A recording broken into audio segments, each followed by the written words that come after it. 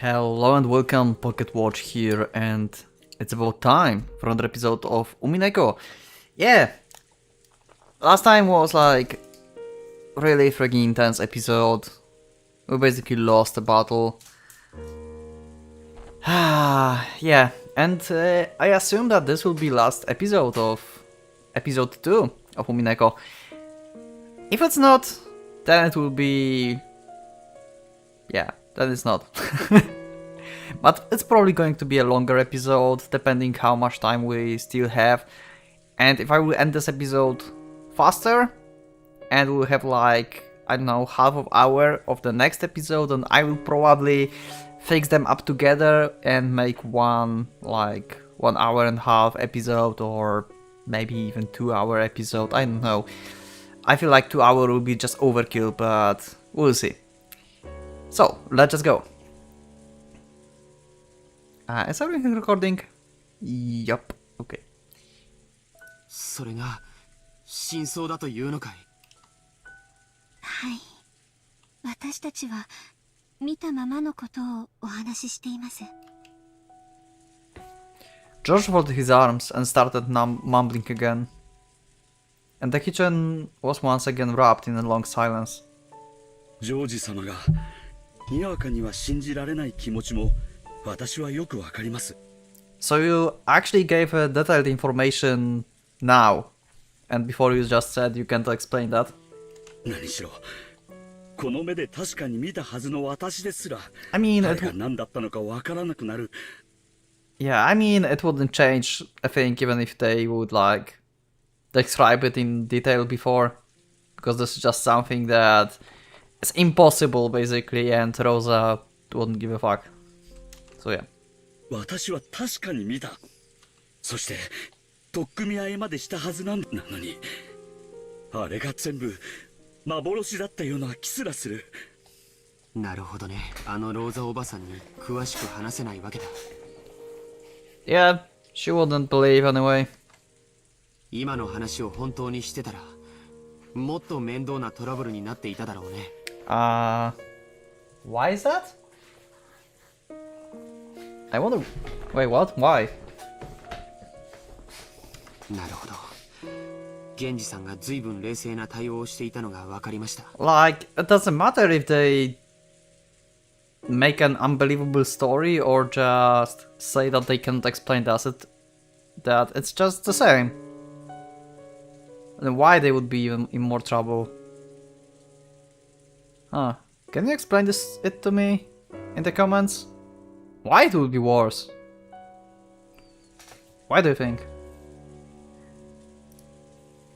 私にそれを説明するだけの力があればよかったのです。 Also, what about Kinzo? George had not actually seen it, and even when pressed to believe, he just couldn't imagine it. It was only natural, because even the people who had actually seen it had given up asking themselves what it was. 話を少し巻き戻すよ。シャノンはカノン君が偽物かもしれないと思った時、クモの巣を取ってきたと言ったね。Yeah, I still wonder, like, why this thing, that illusion, the Beatrice, the servant, whatever it was afraid of spiders. Like, how she figured out that it will be like natural enemy of this thing? Please explain this to me. どうしてそんなことを？ Yeah. そうだ。それはどうしてクモの巣だったんです？前に熊沢さんに聞いたことがあるんです。 Okay. 大昔の六軒島には悪霊が住んでいて、その雲の巣を恐れたって。 Okay, so it was just based on the old story. それで雲の巣を魔除けと尊んで大切にしたという昔話があるんだそうです。 Okay. それでその土佐に Because the element that is repelling Beatrice is actually a scorpion, right? So the spiders are for like her swans or something? 私も少し混乱していたんだと思います。そそんな話が。熊沢はそういう昔話に詳しかったの。 Well, she was the oldest one. 雲は液中ですからね。確かにそういう信仰があってもおかしくないかもしれない。きっとその悪霊の力をあの鳥居の祠が封じ込めてたんだと思います。 And he destroyed the mirror. そして霊境が割られたのでその力が蘇って But it wasn't destroyed in the episode 1, unless we didn't saw it, right? I think it wasn't destroyed. Or maybe it was. God damn it, I came back to the point of like the beginning of episode 2, wondering if mirror was smashed in the episode 1 but we just didn't saw it, or it wasn't. I mean, nothing like that happened in the episode 1, so I guess it wasn't smashed in the episode 1 and was only the case for episode 2. That's why we have like these summons around. Like, you know, the evil butler, the goat. Now the illusion of canon. ベアトリーチェ様を蘇らせる力となってしまったに違いないのです。 And maybe smashing the mirror actually allowed her to, yeah, to take a human form because some of her power came back. But not actually to revive. 私が心の弱かった私があんな大それたことをしなければ。 Probably. シャノン、その話はもうしなくても大丈夫。僕は君を責めたりなんかしない。 Since long ago, Shannon had often suggested that there was some kind of occult cause for her meeting with George. After listening to her, George had grown to think that she was being a typical girl, associating love with fate, chance, and miracles. He did think that smashing the spirit mirror offered at the Tori shrine was taking it a bit far. But he had laughed it off and forgiven her, thinking of it just as a prank that showed how serious she was about her relationship with him. Just breaking a mirror in some musty shrine wouldn't have changed the fate of our meeting, and it would never caused any course. He would try to cheer her up, saying it was only a musty mirror covered in dust. ベアトリーチェ様という霊のような存在がいるという話はこの島に勤めるようになってから、たくさんの同僚に聞かされました。 Like I said in the last episode, in the first episode we learned that servants basically know about Beatrice and believe in her, kinda.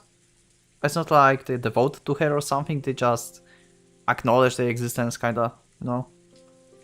最初はバカバカしいと思っていましたが、それを批判するとなんだか不謹慎そうな空気。私も表向きは信じているように振る舞って、しかしまさか本当にいたんです。ベアトリーチェ様はずっとこのお屋敷におられたんです。 Yep. Shannon especially met with her many times. でもベアトリーチェ様は力を失っておられて、私たちずっといた。 Yep. 私たちが見えなかっただけなんです。源氏さんの意見を聞きたいです。私には何も意見はありません。 He's probably ordered by Kinzo of not speaking this, right? Or something.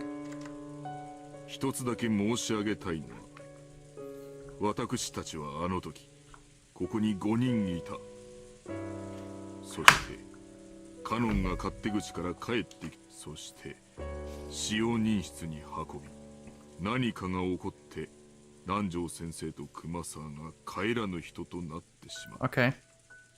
それだけです。私たちは見たものをすでに全てそれを見ていないジョージ様に信じろというのはとても無理な話だと理解しています。信じられるわけがない。 Yeah, understandable. あれは間違いなくカノンさんだと思っても、あいつがベッドから起き上がって、そうこんな風にしながら胸の傷をまさぐり始めた時、Yeah, that was terrible. こいつはカノンさんじゃない。誰か別の存在なんだと直感しました。 Yeah, literally no human being could do that. ジョージ様にはわからないでしょう。よく知っていると思っていた人物が実は別人であることをさらけ出した瞬間の説明できない。とても説明できるわけがない。わかるよ。ゴーダさんがそれほどまでにショックを受けるどんな恐ろしいことがあったのか。ありがとうございます、ジョージ様。 And they all fell silent again. Shannon kept crying no matter how many times she was consoled, thinking that listening to the witch, sweet whispers, and breaking the spirit mirror on that day had been the mistake that ruined everything. 君に囁いたという魔女はその鏡があると力を失うんだね。 I still stand by my thoughts about George dying. I still think that Shannon claiming the horrors that came to be is not actually the events, it's just the George being dead. I'm still going with this. I think episode 2 is the George part of dying inside the story. I have that deep feeling. Maybe I'm wrong. Come on, this is the last part. I'm ready. My heart is ready for George being dead, basically.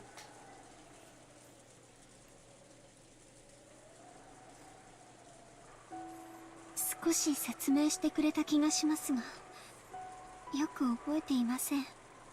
あの鏡があると力が出せないというようなことを言っていたと思います。君が割ったというその鏡はどうしたの？覚えていません。Yeah, okay. ということは岩礁が雷で撃たれて消えたとかいうときに海の底か。Yeah, there was something like that. It was struck by lightning. まあ拾って接着剤で貼り付けたところでご利益は戻らないだろうけどね。 Yeah, probably not. It was probably like enchanted by someone, but by who? I think we had a brief explanation about this, but I don't remember. Don't spoiler me, but if it was explained before, then you can remind me of it in the comments. If it was said before, who enchanted the mirror?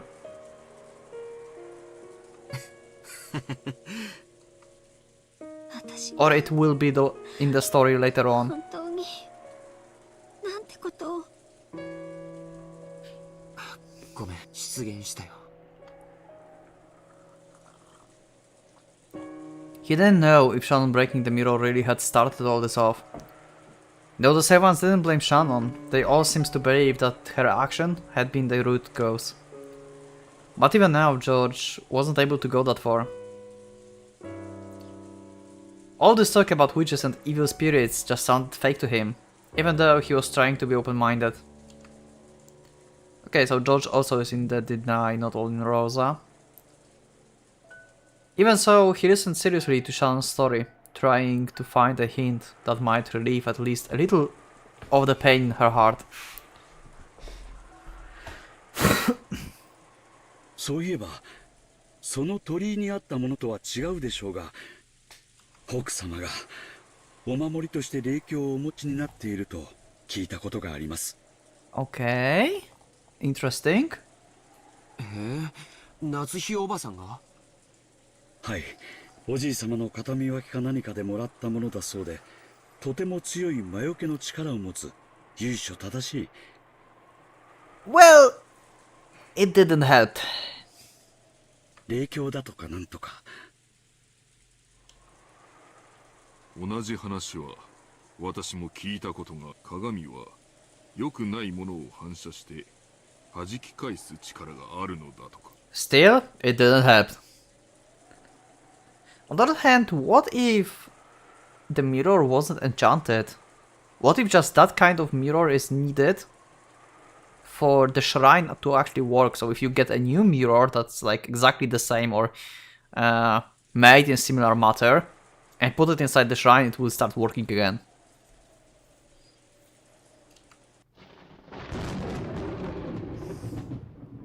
その霊鏡があれば魔女のベアトリーチェに対抗できるかな。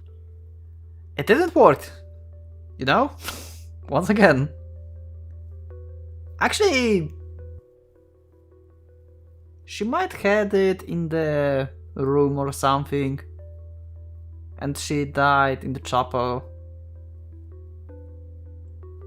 So, yeah, okay. It didn't work because she didn't had it like on her at the time, I guess. When George proposed this, the servants looked up. 祀っていた鳥居と祠はもうないかもしれないけれど、霊鏡がもう一枚あるのは重要なことだよ。 Okay. 夏日おばさんの実家は神職にも通じていると聞いたことがある。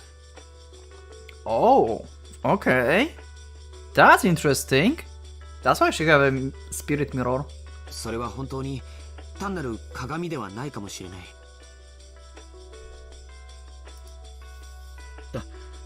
確か奥様は宝物箱に入れて大事にしまっている Okay, と that's おっ why しゃ it ってい didn't たよ work. うな気がします。そんなに大きいものではないのかもしれません。大きさの問題ではなかった。私が割った鏡も一見大したことのない小さな鏡に見相手がオカルトならこちらもオカルトの手段で対抗するしかない。 Okay. ただこうして座っていても何も解決しない。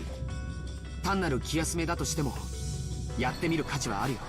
I wonder if they will actually get a weapon against Beatrice in this case. Or at least not a weapon, a shield, basically. Of course, this doesn't mean George had accepted the witch. However, he thought it would be necessary to have some kind of purification ceremony to heal the wounds in Shannon's heart. So this story about Natsuhi's spirit mirror was really convenient. 行こう。魔女をやっつけようなんて大それたことは言わないよ。でも魔女から身を守る魔除けがあってもいいと思う。前にマリアちゃんに聞いたんだけど、おじい様の部屋の扉は強力な魔除けが施されているんでしょ。 Yep, and have these special markings on the door handles, which are like scorpions. さすがおじい様だね。オカルトに対する防御も十分だったわけだ。行こう。夏日おばさんの部屋へ。しかし奥様の部屋には鍵がかかっていると思います。 Don't tell me they will need master keys, so they will have to snatch it out from Rosa. I feel like George will go to the parlor and try to get master keys from Rosa or something.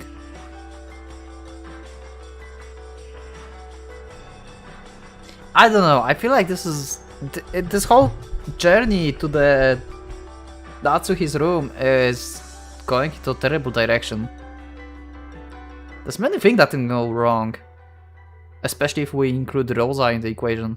マスターキーはローザ様にお返ししてしまいましたし、キーボックスのある使用人室も施錠されてしまいましたし。 Yeah, that's right, they don't have any keys. ならばその鍵は夏日おばさんが持ち歩いているはず。 Oh my god, they're going back to chapel. And search the corpse. 礼拝堂にはまだ夏日おばさんの遺体があるはずだ。 Wow. Wow. 警察が来る前に勝手にいじってしまうのは悪いことだけれど、それについてはちゃんと説明しよう。しかし礼拝堂の入り口も鍵がかけられております。 Good point. It was closed by the only key there was. Where was the key taken later? I don't remember. ゴーダさんの腕力じゃガラス一枚割れないのかい？ Okay, yeah, that may work as well. その辺の石で叩き割ればいい。大切な礼拝堂の窓を破ってしまっても。おじい様に怒られるときは僕が責任を持つよ。 Good. Also, no one goes to Kinzo. All these things happened and no one even like thought about going and inform Kinzo about this. They informed him about the first deaths, I think, and then they started to ignore him basically. 僕はもともと今日後宮家の全員と戦うつもりでいた。君との婚約を許してもらうためにね。 Okay, yep. だから元よりその覚悟はある。ガラスを割ろう。そして夏日おばさんの遺体から鍵を借りよう。 Let's borrow. That's the way to say it. Josh's announcement that he would take responsibility seems to have given the servants a great deal of courage. Sean and Gouda look at each other, then looked at George's face again. オカルトに詳しいおじい様だもの。夏日おばさんの霊境の力だってきっと理解してくれる。 Yep. 大丈夫。怒られたりなんかしない。奥様の鏡で本当にベアトリーチェ様をもう一度封じることができるでしょう Probably not. Unless it's inside the shrine, but we'll see. わからない。でも試す価値はあると思う。なら行こう。表はどんどん暗くなっちゃうよ。急ごう。シャノンは懐中電灯を、ゴーダさんはガラスを割れそうな道具を、ゲンジさんはすみません、傘の用意をお願いします。はい。 The servants, who had been rejected by Rosa, gained new master and started to move. George, who was normally calm and gentle, was now radiating dignity. Sharon checked the emergency flashlight. Just in case, she changed the batteries. Good thinking. God was testing several heavy-looking cooking tools. Normally, a highly priced chief like him wouldn't want to use them for something other than intended purpose. But now, he was frantic to fulfill the orders of one he accepted as his master. After some worrying, he took a large, thick-feeling frying pan. Genji removed several umbrellas from the umbrella stand set in the corner near the kitchen. He took 3 of them. ゲンジさん、私はご一緒できません。 Oh? ご用命の時に全員がいないようなことがあっては、後ろ宮家使用人頭として恥ずかしいことです。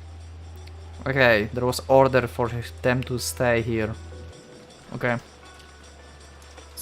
そんな源氏さん、今のこの屋敷で一人でいることがどれだけ危険か。私はいけぬ。親方様からいつお呼び出しがあってもいいように、私はここにいなくてはならぬ。 This is the S tier character among the servants. Truly devoted man. ゲンジ様、 Still, I don't like the idea of the furniture thing. 行ってジョージ様にお仕えするよう、くれぐれも粗相のないように。 But still, even if he had this mindset kinda like being a furniture, he told this to Kinzo sometimes to Shannon, but he's not like, you know, obsessed with it like canon. He just know that he serves Kinzo, it's his job, he had to do like his best, and he's a friend of Kinzo. Like, they trust each other. It's like the mindset of furniture that I can actually agree with in terms of Genji, because he's not obsessed with it. He's still a human, you know? I don't know if this makes any sense to you, but I hope so. It does. ゴーダ、手本となるようよろしく頼む。はい、お任せください。必ずやお役目を果たします。本当にいいんですね、ゲンジさん。 Also, the situation make me being worried that Genji might die as second character. I mean, next. はい、私はもうこの年です。 Ah. 今日までの人生はすべて親方様に受けたご恩をお返しするための日々でした。 Okay, don't spoil me in the comment, but I have a question. If it was mentioned before, or it will be mentioned in the future, what kind of debt Genji have or had to repay to Kinzo? Was it mentioned before? If yes, then let me know. What is it? If not, then let me know that it will be explained later on. このような老いぼれがどうなろうと、全てはルーレットの召しだ。私はどのような結果が出るのかをここに座って見届けたいと思います。 Also, if you don't want to answer if it will happen in the future, you can just give me a smiley face.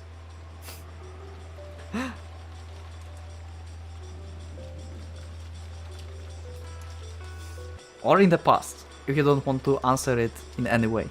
Yeah, smiley faces are good. They're like, you don't know, maybe it was said, or maybe it will. You never know.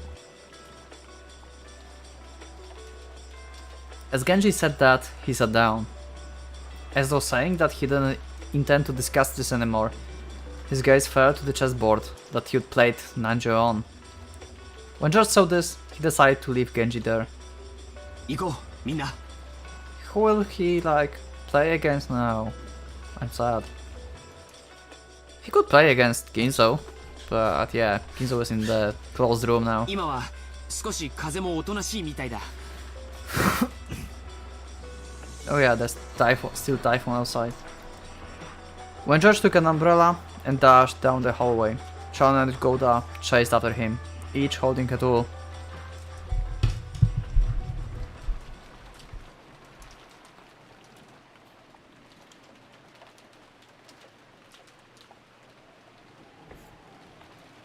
After they flew out of the room, Genji quietly stretched his hand out to the side of the chessboard. He softly pulled something there towards himself, covering it with his palm.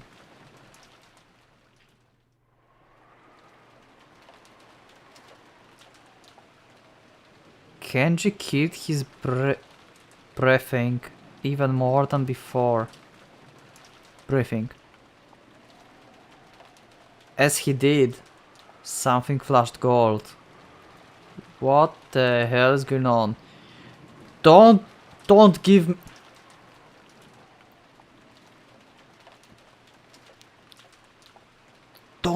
me Genji being some kind of traitor. Don't give me that. Don't you dare. Okay, this is just Beatrice. Yeah, we can assume that. From inside an ice pale set on the counter, a small gold butterfly appeared softly and silently. It was almost as though it had been seen George and the rest off, and was trying to secretly chase after them.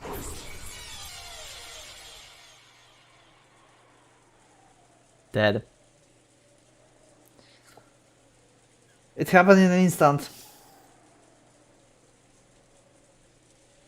Whoa, okay. The legend gold butterfly, flapping its wings, was pinned against the wall by the knife Genji threw, just like a butterfly in a bug collection.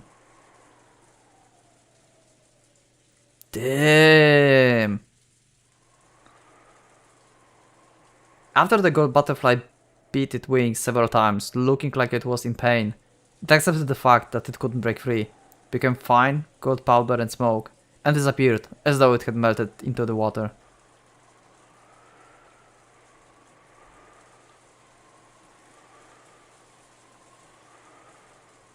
Genji still gazed down at the chessboard as though nothing had happened. He's like trained assassin, holy shit. I guess it could make sense. You know how Kanon had his powers to make this blade? He obviously was kinda experienced in magic. Like Kinzo made him, basically, like Beatrice said. Not sure if to be much specific about it or not, but that's what she said. And Genji is way longer with Kinzo. Genji might get like a lot of training. Way more than Kanon. Maybe Genji possessed a blade as well, like Kanon did. Maybe he would think up a brilliant move very soon. But no matter what move he made, his opponent would not be able to respond for all eternity. Even though he knew that, Genji searched for a brilliant move. It must have been the perfect way to kill time, during the short period before some fate would be given to him. He didn't know what the results of the roulette would bring about, but that decision would be made very soon. No one could interfere with the tumbling roulette ball.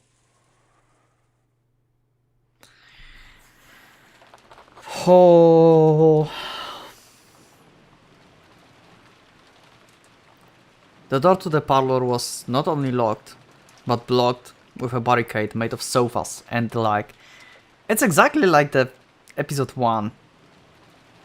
Actually no, it's not exactly like the episode 1. It was blocked from outside by Natsuki later on. Never mind. Because of that, Antrosa seemed to suspect that any suspicious person approaching would break in through the window. Sitting on one person's sofa, her back to the door, she continued to hold onto her gun. I didn't know what was what anymore, and even though my body and mind were worn out, I played with Maria as she wanted.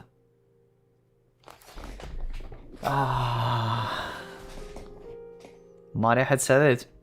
Beatrice was testing us to see if we could solve the epitaph of the gold, so I had to try and figure it out, this riddle.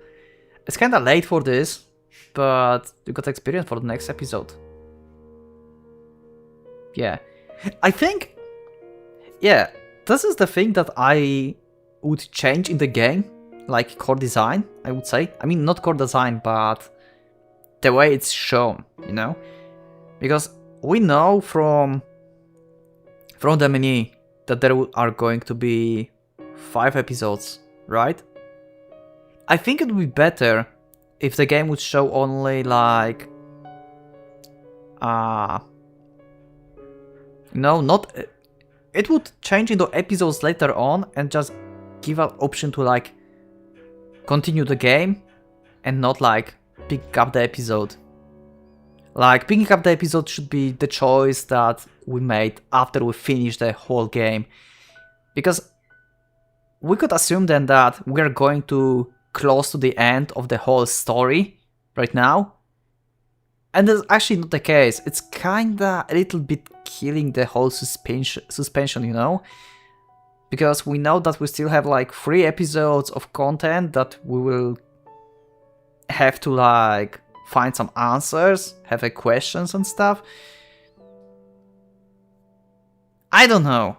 I feel like I would prefer not to know how many episodes we still have in the game. I don't know, what do you think about that? Do you think that it would be better to not know how many episodes are still left?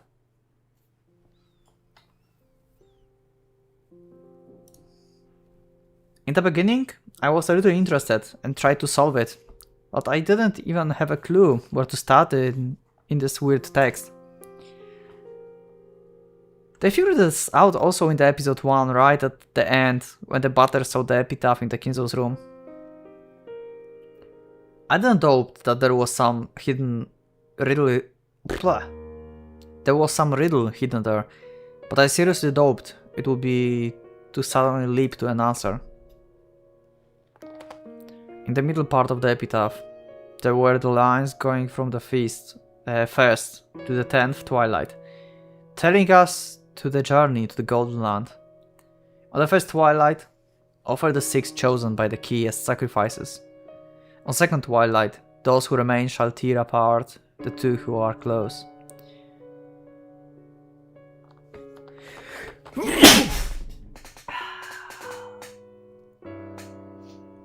I hope your ears didn't explode. I'm sorry. It was obvious that this hinted at the first 6 murders that had already occurred in the chapel and the second Kankun's murders. If this was being followed, we still had to prepare for 5 more people to be killed.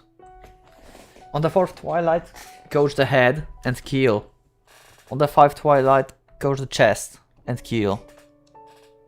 On the 6th twilight goes the stomach and kill. 7th twilight goes the knee and kill. On the 8th twilight goes leg and kill. Dr. Agent Komasa-san corpses still haven't been found. However, if this follows the pattern, and the sacrifices for the 4th and 5th twilights, there will surely be found in a pitiful state, with their head and chest gouged. Yep, that's what I thought. Like, they were just injured, I guess. I mean, murdered by slicing the throats. But, yeah. It's even saying, like, their descriptions here, right? Yeah, this alone isn't enough. That is yet to come. Yep, that's what I said, like, before when they got into this state. So I can expect that 3 more of us will be gouged into the stomach, knee and leg and killed. Who will it be? I looked around the room, noticing that there were 3 people here, but how should I put it? My emotions seems paralyzed. Strangely, I didn't feel frightened. Yeah, because you already know, you accepted everything.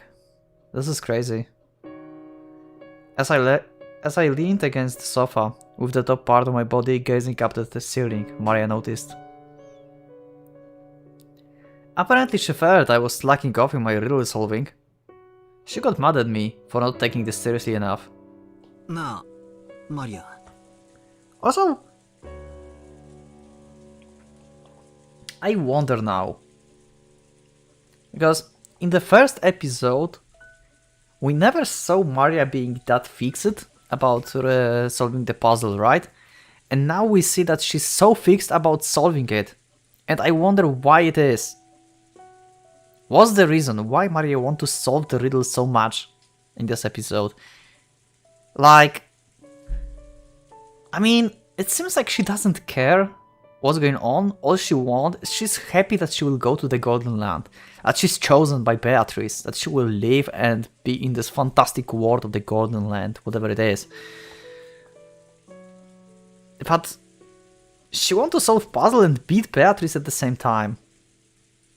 I don't get this part yet. Why she wants to solve it? Because she wants Beatrice to revive, she wants to go to the Golden Land, and if they beat the puzzle, does that mean that Beatrice cannot be revived, right? The wishes cannot come true, and she will not go to the Golden Land. So I wonder. This is mysterious. This is my another question for the game to be answered. ベアトリーチェは確かこれを解いたらどうするって言ってたんだっけ Thank you, Butler, for asking. I'm sure the witch wrote in her letter that she would give up on collecting interest or something abstract like that. Yeah, so she would stop killing, basically. I optimistically took that to mean she would give up on killing the whole family. Yep, exactly. But was it really written with that meaning? Yeah. I think so, because she said she will take the gold, like everything from Kinzo with interest, something like that. I mean the whole fortune. I mean the whole legacy. Oh, okay. For some reason, I couldn't convince myself that solving the riddle would really save me. I feel like maybe, even if we do solve it, we will just be doing what the culprit wants. And it all will be a wasted effort. I don't think that's the case. I mean, they might think about this, but Kinzo also said that it's for family to be solved.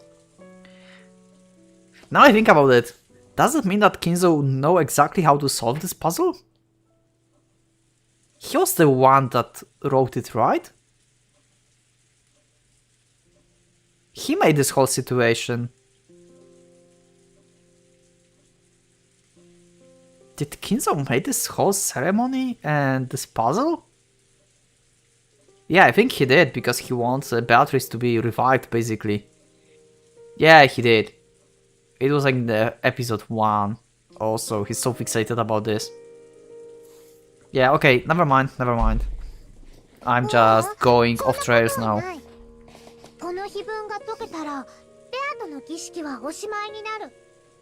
だからもうそれ以上誰も死ななくなる。 Yep. そういうルールを奴が提示してるだけだろ。この謎を解けば多分じい様の隠し黄金のありかがわかるんだろ。奴はきっとそれを狙って。おお、狙わないよ。なんでそう断言できるんだよ。黄金は最初からベアとのものだもん。 Okay. 自分のものを狙ったりなんかしない。じゃあどうしてベアとは俺たちにこんな大ヒントを授けてくれたんだ。 What kind of big hints? I don't see any big hints there. というかどうしてこんなゲームじみたことを仕掛けてきたんだ。 I feel like soon...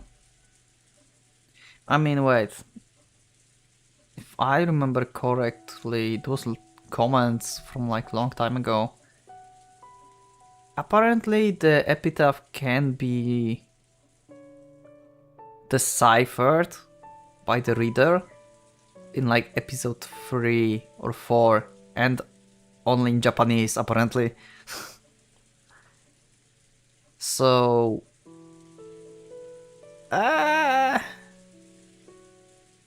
yeah, I don't know. Okay, let's just read because my mind is going off rails like everywhere today, like holy shit. 魔法にはリスクが必要なの。 Yep, we learned it from Kinzo. Bigger risk, bigger reward. よく意味がわかんねえな。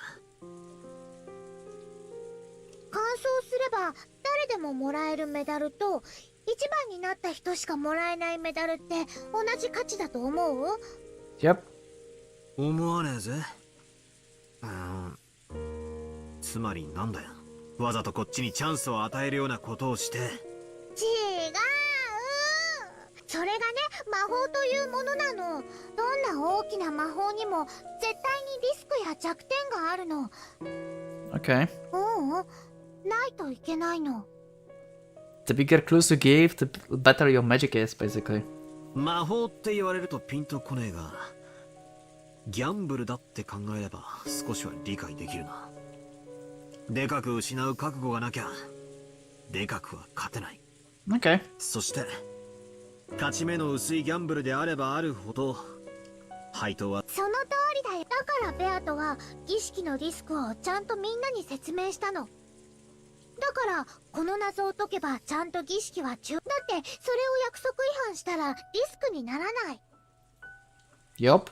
これを解けば奴は本当に約束を守るのか。花は枯れるのにどうして美しいの？造花は見分けがつかないほど精巧でもどうして美しくないの？人間は死を賭すから奇跡が起こせる。 Okay. 不死の人間がいたとしてその人物に何の奇跡も起こせる道理。私たちも人生も魔女も儀式も私たちはリスクを負わなければ何も成し遂げる。謎が解けたらどうするんだ。ピンポーンって鳴らして挙手して回答を魔女に伝えて答え合わせをするのか。それは知らない。でも解けばきっと自動的に儀式は終わる。マリアは詳しいな。そいつはみんなベアトリーチェに習ったのか。 Okay. So she talked with Maria about this whole stuff before. Like, in detail, basically. I can imagine them, like, getting tea together. So, if you don't bear a risk, nothing can be gained, is that it? That definitely is the way of the world. But it's sort of in conflict with the chessboard thinking I like so much. At least when making moves in chess, players grope for the best move, always trying to avoid risks and hoping an advantageous turn of events. That's true. They don't trust to chance, like in gambling. That's right, there's no room for gambling in intellectual game. And yet, this person called Beatrice has created such an outrageous crime. Or maybe a ceremony. While purposefully imposing conditions for her own laws and announcing them to us. In chess, you always play your best move. So by putting yourself in your opponent's position, you can predict their next move. However, we can't be sure that Beatrice's moves are always the best moves possible. So it's like, if you think about this like, in the chess terms, that means Beatrice is like, I mean, it's not true entirely, but it's kinda like playing against total amateur, you know? Or at least not the, like, someone who's like a master or high skilled player, you know? You're playing your best moves and you see some stupid move being made and you're like confused, like, what is that? Is it like genius move or is it like the retarded move? What will happen next? You know what I mean? And then the intellectual player makes it the move and it might be a mistake. Because he's confused. He probably wouldn't, but he might.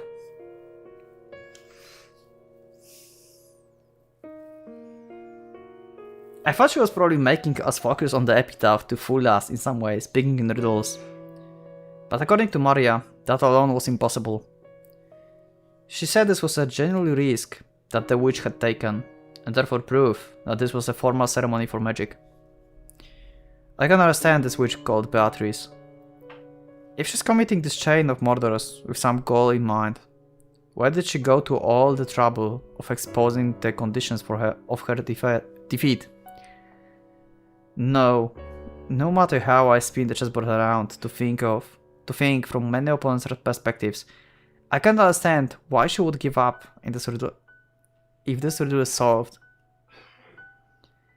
Isn't it almost as though Beatrice doesn't care whenever she wins or loses? Of course, chessboard reasoning won't work against an opponent like that. So, in the episode 3 we will just get rid of the chessboard, basically? I don't understand. What is Beatrice after that's making her carry out this crime? If she just wanted to massacre all of us, she could have done it quietly without whole crazy setup. There was no need for that kind-hearted advice notice, or the self-aware closed room stuff, or any of the rest. Yeah, that's what I mean, no, she need that, because she need like everyone to believe that magic exists, basically. In order for this to work, everyone have to believe that Beatrice exists and the magic exists, so that's the reason why she's creating these closed rooms and everything. Because yeah, if all she needed was sacrifices, then she just had to like kill them in order. It wouldn't matter what kind of setup she would make. It's all overacting. I've got no clue what it means. Will I be unable to understand everything as long as I keep thinking of Beatrice as a greedy human culprit?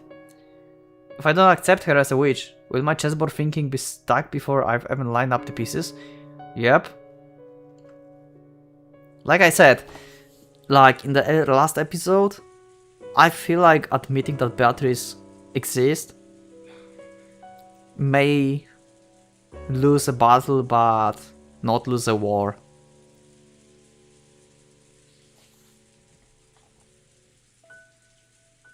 But we still need someone who can deny the Beatrice, like Rosa for example. Or the Beatrice would actually win and complete the whole ritual.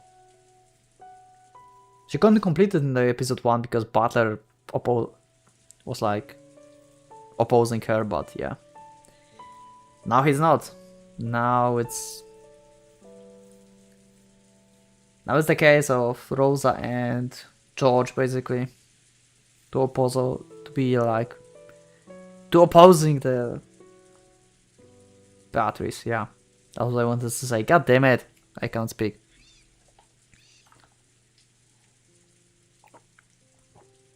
If she really is a witch, and everything Maria said is true, then there's only one thing for us to do.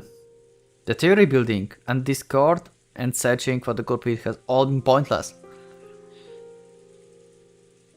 We should have all gathered in the dining hall, combining our knowledge to solve the riddle. By combining the knowledge of that many people, we might have been able to grasp at least a thread of the answer. The greedy humans, each desiring to gain something over their opponents. We're getting offered up as sacrifices one by one, without gathering their knowledge together. In the end, did the humans get what they deserved? They thought they were using their brains, but they were actually thinking only of their greedy selves. In the end, chessboard theory is a thinking technique where you project yourself on the opponent. So greedy people see their greedy selves inside their opponents. Okay.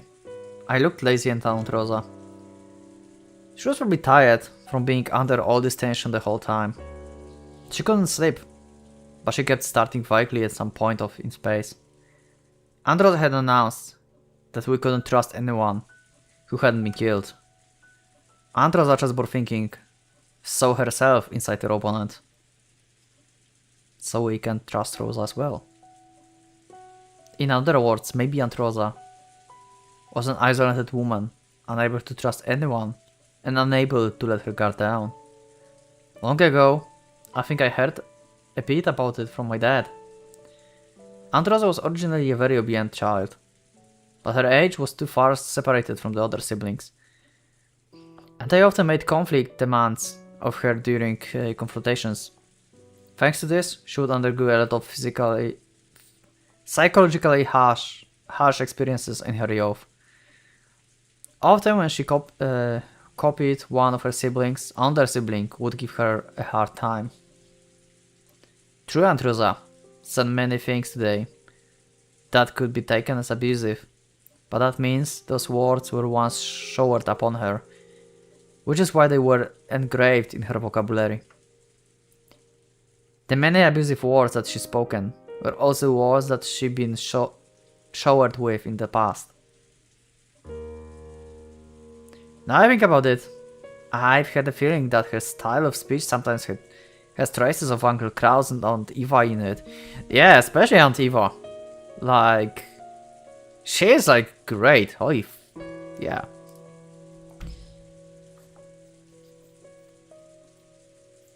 I'd understood it as them being similar because they were siblings, but maybe it wasn't just that.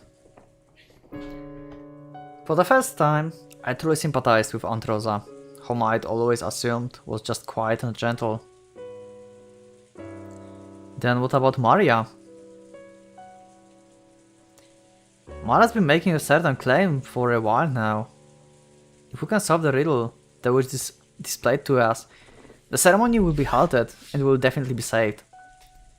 And I think she also said that Beatrice will never break a promise. But this is Maria we're talking about. She herself never breaks promises, and she has the most innocent heart. So she believes Beatrice also won't break her promises.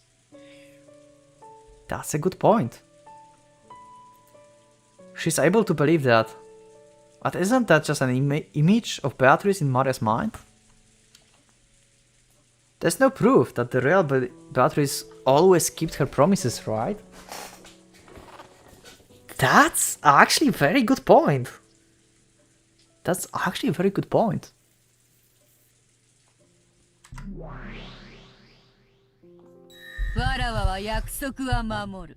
Okay. You had to come out and say that, right?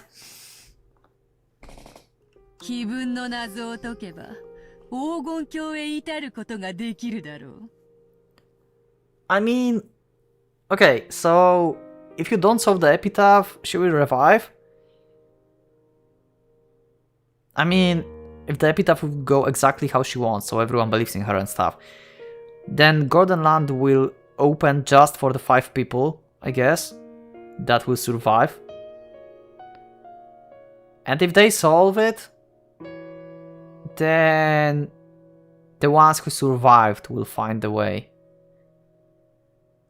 Will they be able to get the wishes though? I don't think so.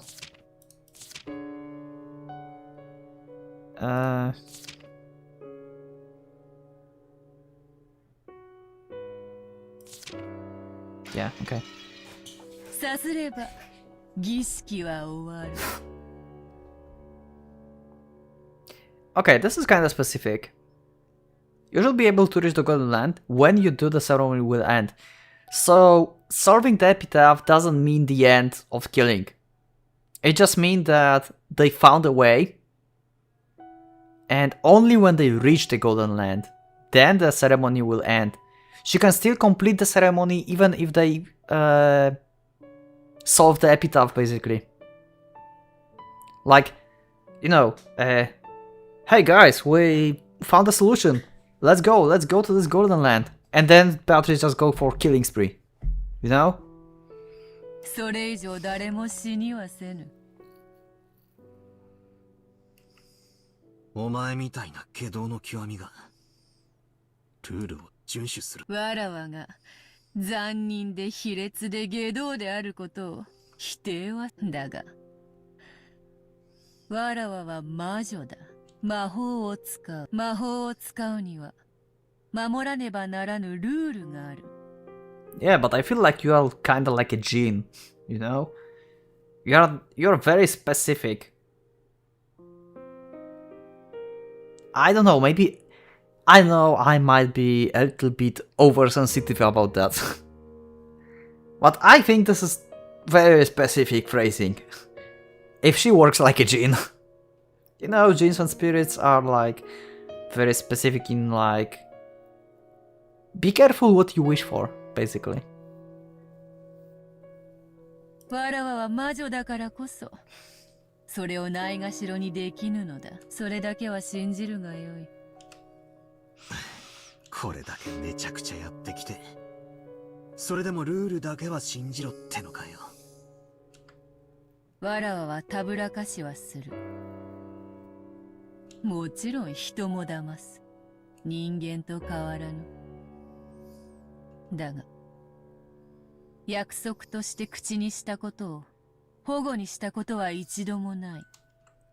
人間はどうか約束を必ず守る。約束を守ろうなんてキャッチフレーズがある以上、ちゃんと履行されてるかどうかは疑わしいな。Yep. わらわから見れば人間の方がよっぽど利己的で下道な存在よ。人間の約束ほど疑わしいものはない。わらわも時に人間と契約するが、くだらない願い一つ叶えるのにどれほど厳重に取り決めをするか想像もつくまい。Yeah, I can think about that. Maybe that me being overcautious about her being too specific with talking is just because, like she said, I'm just human, you know?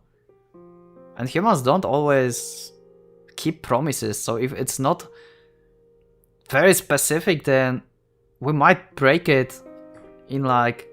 Find a way to break the promise, you know, basically.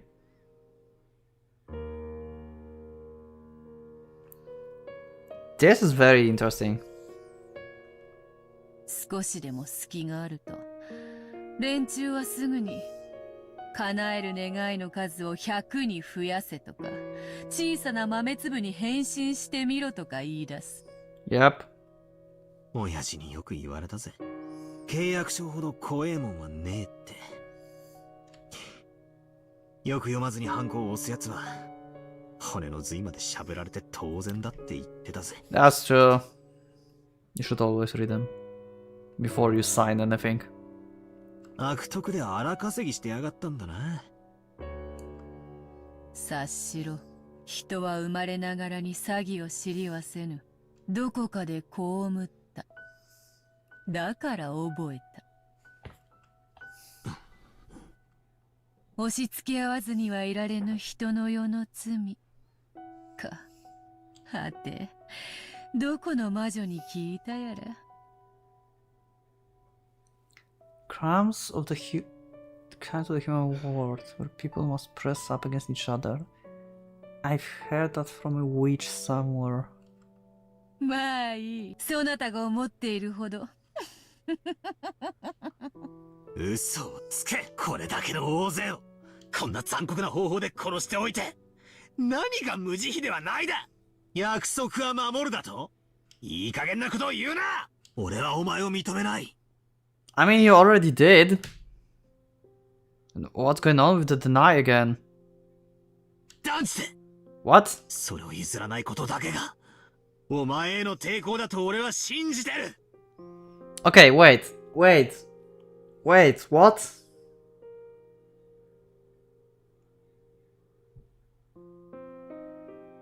Butler, what the fuck? なるほど。永遠の苛波であるのは。千年は長い。魔女の強さは魔力より我慢強さで決まるのかもしれんな。なるほど。ベルン教の恐ろしさもうなずける。Oh. I wonder how old is Bernkastel then? 何をわけのわかんねえ話をさっさと永遠の苛波とやらを続け。俺は1000年でも1万年でも付き合う覚悟だぜ。 Okay, hold on a second. You already admitted that you believe in Beatrice and in magic, and now you say that you deny her still? What? It does. You can't deny her at this point. You said it yourself. It doesn't make sense to me. Why you say it right now? よいよい。 It just doesn't make sense to me. 少しは戦う気力も戻ってきたようだな。そうでなければつまらない。ほら、対戦ゲームでもよくあるだろ。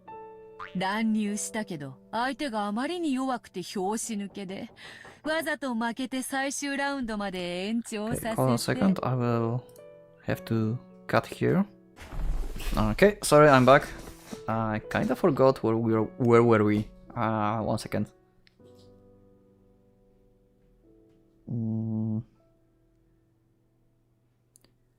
Upon territory, but one is stoic. The comments are first loses. Okay.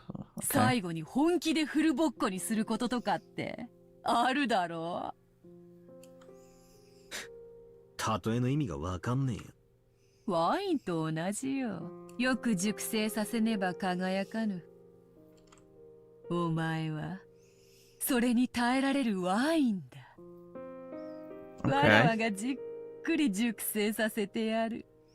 そなたをわらわの優雅な時間を彩る最高の美酒に育て上げてやるぞ。だからこの程度で屈服などするな。Okay. わらわを引き続き否定してくれよ。 But he admitted you in like last episode. I mean, he didn't bow to you and stuff, but still.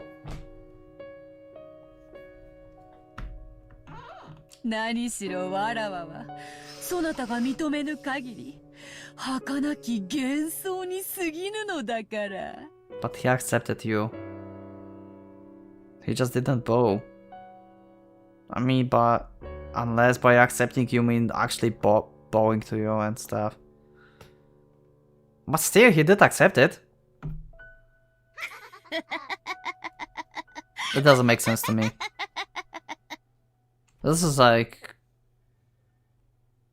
I don't know.